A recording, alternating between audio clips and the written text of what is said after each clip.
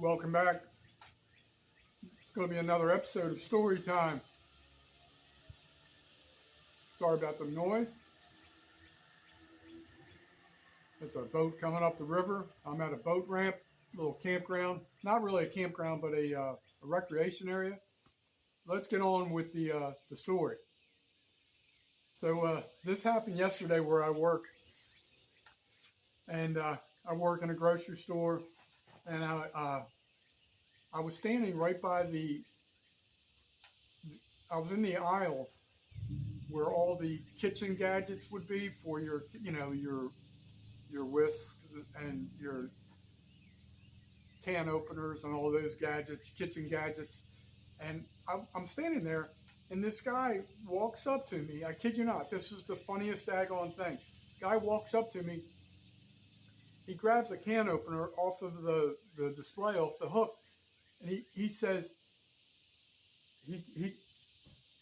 he's mad. And he goes, almost $11 for an effing can opener? And I said, yeah, they are kind of pricey here. I said, most of our stuff's cheap, but yeah, they're kind of pricey. So he looks directly at me, and he goes like this. He goes, so you wouldn't care if I just put it in here? And he tucks it in his pants, puts his shirt, over it, And I said, no, dude, don't do that. Don't do that. And then he pulls it out. He was like testing the waters, right? He pulls it out, and he goes, oh, man, I'm just effing with you, man. Oh, So I see him walking away. Since I used to catch shoplifters for a living many years ago, you kind of don't lose your instincts. So I said to myself, this guy's going to steal this can opener. So, but I was hoping I was wrong. But so then I remember we had a little smaller, like a manual can opener for $3. So I grabbed that. So I start to walk towards the front of the store where the main crossing aisle is. And he's turning the corner from the last aisle in the store towards the main aisle. And he's got the can opener like this, but on a carded package. And I see him put it under his shirt, tuck it into his waistband. And he didn't see me coming, but he's walking right towards me. So he gets towards me, and I just point to his waistband, and I go, I didn't say anything. And then he pulls it out, gives it to me. He's like, oh. And I said, you're lucky. Something like, you're lucky, or I forget exactly what I said. But I tell you what, turns out his buddy was in line right there. We were right near one of the working registers. And I said, you can buy this smaller manual can opener for $3, but you take it to the register right now and pay for it. So that I stood over there with the other can opener just watching, just like this, watching, make sure he paid for it. And then I had one of the other managers up front witness it, and so that's how that went down. Technically, at that store, their regulations are, they don't like you to confront a shoplifter. They would have to be pretty grave.